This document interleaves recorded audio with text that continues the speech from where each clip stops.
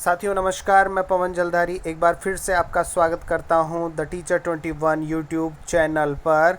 और आज इस वीडियो में हम बात करेंगे शाला दर्पण के एक महत्वपूर्ण और स्ट्रॉन्ग टूल स्टाफ ग्रीवेंस के बारे में। साथियों, जैसा कि हम हमारी नौकरी में बहुत सारी समस्याओं का कभी कभी सामना हर किसी को करना पड़ जाता है, कभी डिपार्टमेंट से रिलेटेड, कभी ऑफिस से रिलेटेड, कभी हमारे उच्च अधिकारी से रिलेटेड हमें कई बार प्रॉब्लम्स फेस करनी पड़ती हैं और हम हमारी बात का सही चैनल पे हम हमारी बात रख नहीं पाते हैं। बहुत सी कागजी कार्रवाइयाँ हम नहीं समझते हैं उनके बारे में। तो शाला दर्पण ने दिया है हमें एक स्ट्रॉन्ग टूल स्टाफ ग्रीवेंस, और हम इस स्टाफ ग्रीवेंस को कैसे यूज कर सकते हैं इसके बारे में हम आपको इस वीडियो में बताने वाले हैं। तो वीडियो को अंत तक ज़रूर देखें।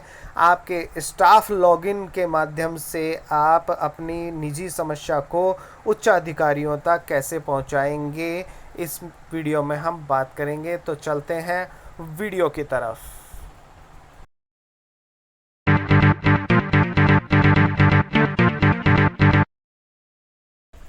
शाला दर्पण स्टाफ विंडो का ये कुछ इस तरीके का इंटरफेस आता है, जिसमें ये जो ऊपर 3 आडी लाइंस दिखाई दे रही हैं, आप इसको क्लिक करेंगे और यहाँ इसको क्लिक करने पर आपको कुछ इस तरीके से ऑप्शंस आते हैं, जिनमें आपको आना है होम, APAR, स्माइल 3.0, प्रोफाइल और उसके बाद में अप्लाई पर आप जैसे ही क्लिक करते हैं आपके सामने कुछ और ऑप्शंस निकल के सामने आते हैं, जिनमें सबसे लास्ट में दिया हुआ है स्टाफ ग्रीवेंस। इसको एक बार फिर से आप स्टाफ ग्रीवेंस पे क्लिक करेंगे। अब देखिए यहाँ जो इंटरफेस जो दिखाई देगा उसमें सबसे ऊपर लिखा हुआ है रजिस्टर न्यू ग्रीवेंस। और अगर आपने पहले से कोई अपनी कोई शिकायत यहाँ डाली हुई है तो आपको यहाँ उसका स्टेटस दिखाता है कि पेंडिंग कितनी है, इन प्रोसेस कितनी है और उनमें से सॉल्व कितनी हो चुकी हैं। दोस्तों, ये बहुत ही पावरफुल और स्ट्रॉन्ग ऑप्शंस हैं। इसका यूज़ हम बहुत कम करते हैं, बहुत कम साथी इसके बारे में जानते हैं, इसीलिए आपके लिए ये वीडियो बनाया जा रहा है। आपकी किसी भी प्रकार से समस्या है तो आप स्टाफ ग्रीवेंस के माध्यम से उसे दर्ज कर सकते हैं और इसका समय सीमा के अंदर निस्तारण भी होगा। तो जैसे हम देखते हैं यहाँ कौन कौन सी समस्याओं को हम यहाँ से दर्ज कर सकते हैं। तो सबसे पहले हमें क्लिक करना होगा रजिस्टर न्यू ग्रीवेंस पर। यहाँ रजिस्टर न्यू ग्रीवेंस को हम जैसे ही क्लिक करते हैं तो हमारी शिकायत का प्रकार हमसे पूछा जाता है और यहाँ बाय डिफ़ॉल्ट यहाँ ACP रिलेटेड आ रहा है, लेकिन आपकी ACP से रिलेटेड है तो आप कंटिन्यू कीजिए आगे के ऑप्शंस पे।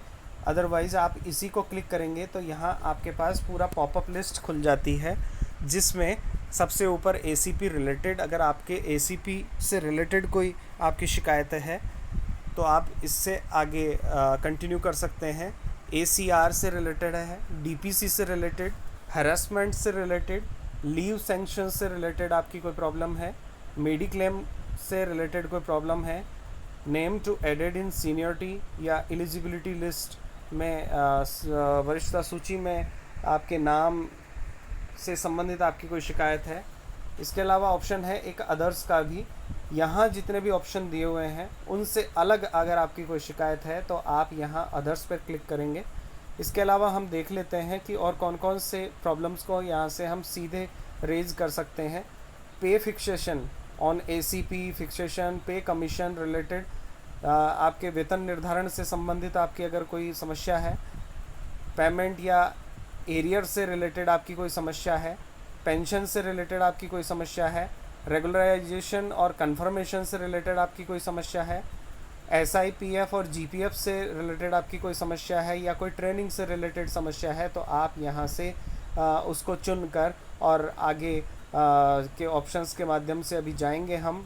इसके बाद में क्या क्या हमें ऑप्शंस मिलते हैं और हमें वहाँ क्या क्या सावधानियाँ रखनी है, क्या क्या जानकारियाँ वहाँ हमें देनी है।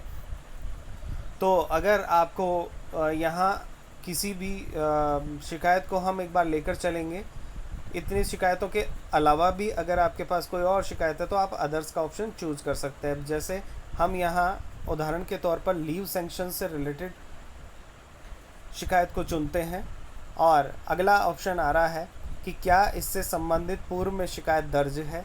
तो अगर आपने पहले भी कोई शिकायत ऑनलाइन इसी स्टाफ ग्रीवेंस के माध्यम से दर्ज कराई है तो हाँ को क्लिक करेंगे, अदरवाइज इसको नहीं पर ही रहने देंगे।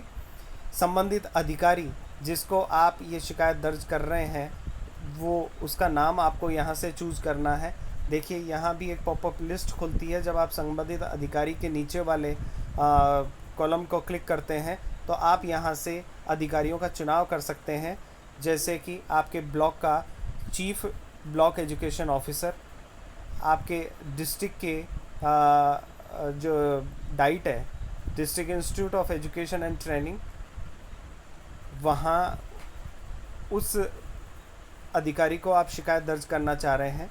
ऑफिस ऑफ जॉइंट डायरेक्टर, संयुक्त निदेशक स्कूल एजुकेशन आपके संभाग का, यहाँ से उनको चुन सकते हैं। Office of chief district education officer and ex officio district project coordinator SAMSA, CDO और ADPC समसा, यहाँ से हम चुन सकते हैं। Office of district education officer headquarter secondary education, DO माध्यमिक का ऑप्शन यहाँ से लेंगे हम।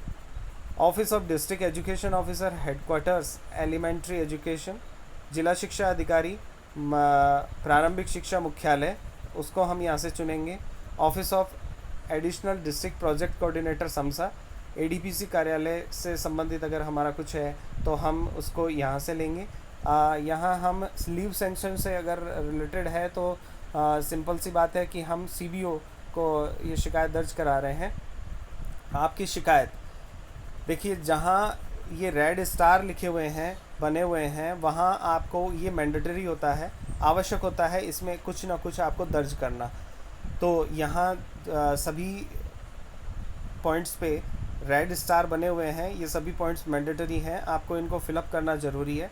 आप अपनी शिकायत यहाँ दर्ज करेंगे। आप सिंपल लैंग्वेज में जैसे भी आपको आता है आप अपने मोबाइल से जैसे भी आप कर सकते हैं उस वे में आप लिख सकते हैं। यहाँ जैसे कि आप लिखना चाह रहे हैं और आपको अगर मान लो लैंग्वेज इस पर टाइपिंग प्रॉब्लम है और कोई आप इतना फ्रेंडली नहीं है मोबाइल से, तो आप सिंपल वे में अपनी शिकायत को लिख सकते हैं। मेरी लीव सैंक्शन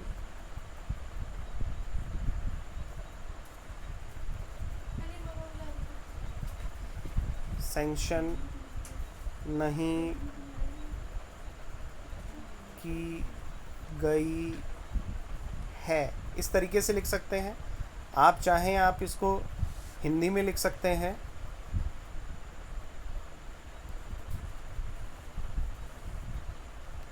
मेरी छुट्टी स्वीकृत नहीं की गई है। ये एक मैं एग्जांपल दिखा रहा हूँ।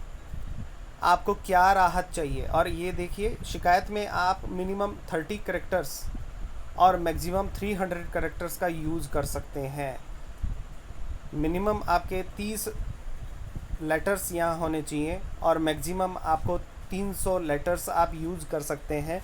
यानी संक्षेप में आपको अपनी बात कहनी है, इतनी संक्षेप में भी नहीं कि समझ में भी ना आए और वो इतनी बड़ी भी नहीं कि हम कोई निबंध लिखने बैठ जाएं और अनावश्यक यहाँ टिप्पणियाँ इसमें बातें लिखने लग जाएं, तो उसकी ज़रूरत नहीं है। आगे हमें ऑप्शन मिलेगा, हम अगर हमारे यहाँ 300 कैरेक्टर आपको कम पड़ रहे हैं तो आपको ऑप्शन है कि दूसरे तरीके से भी हम अपनी पूरी बात को पहुंचा सकते हैं। अगर आपकी वास्तविक कोई समस्या है और आपको लगता है कि 300 कैरेक्टर बहुत कम है, उस समस्या को अच्छे से आप लिख नहीं पा रहे हैं, तो दूसरा तरीका भी हम बताएंगे आपको।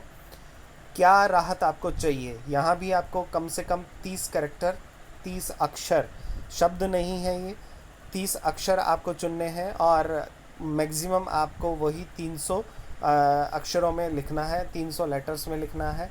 राहत क्या चाहिए वो आप यहाँ टाइप करेंगे, जैसे आप टाइप कर सकते हैं उसी तरीके से।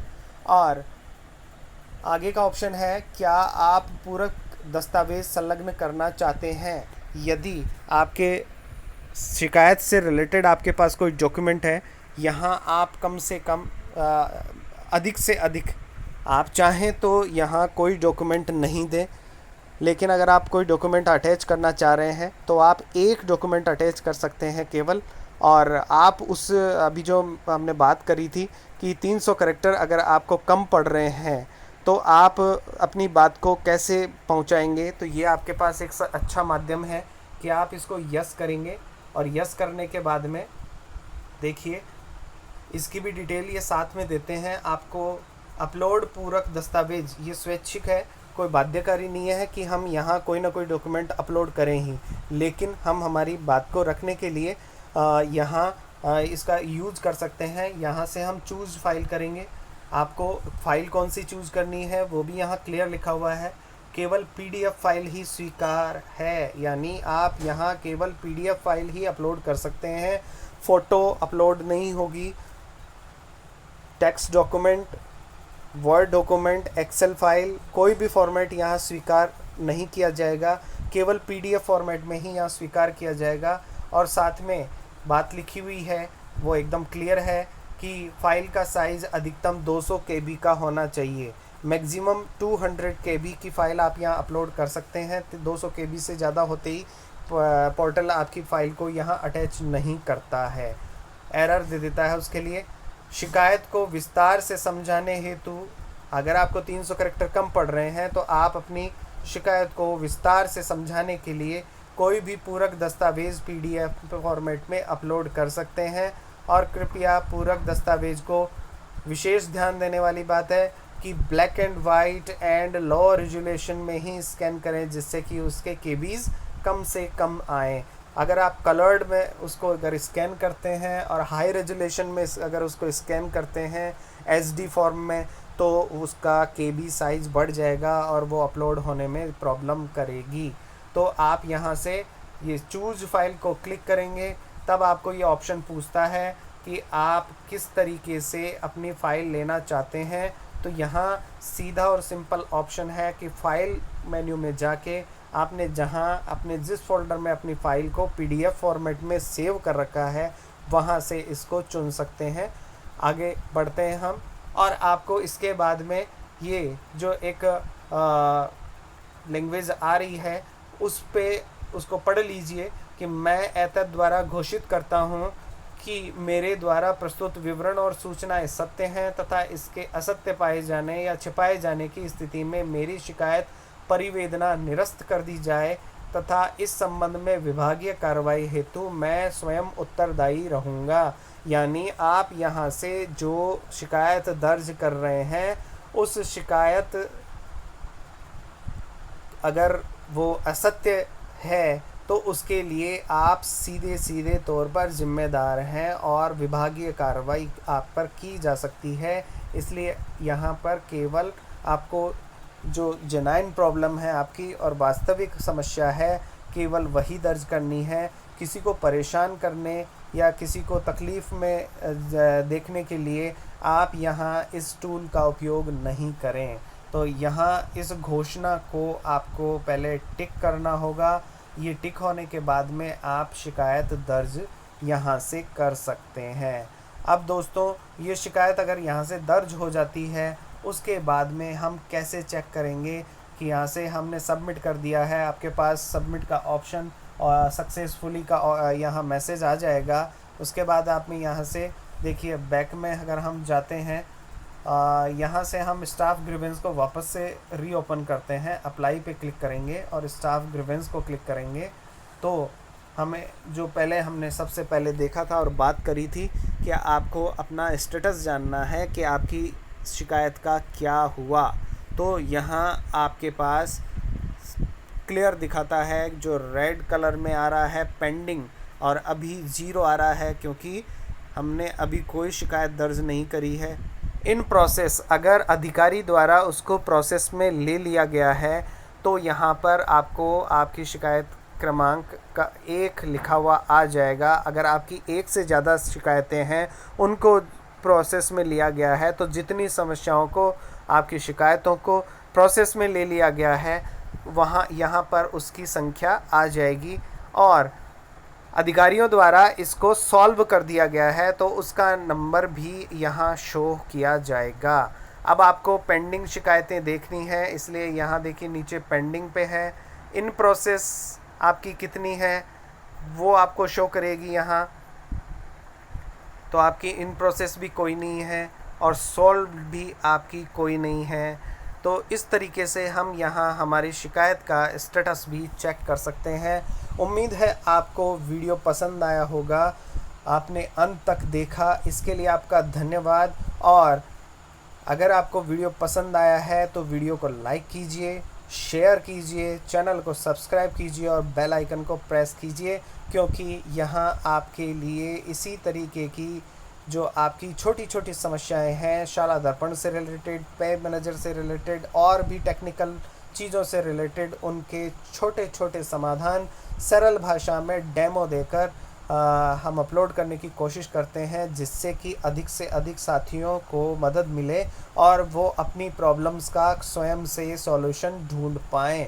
तो इसलिए इसके नोटिफिकेशन आपको तुरंत मिले, इसके लिए आपको इसको बेल आइकन को ज़रूर प्रेस कर देना है। आपको वीडियो कैसा लगा आप ज़रूर लिखें कमेंट बॉक्स में। अगले वीडियो में मिलते हैं, तब तक के लिए बाय बाय।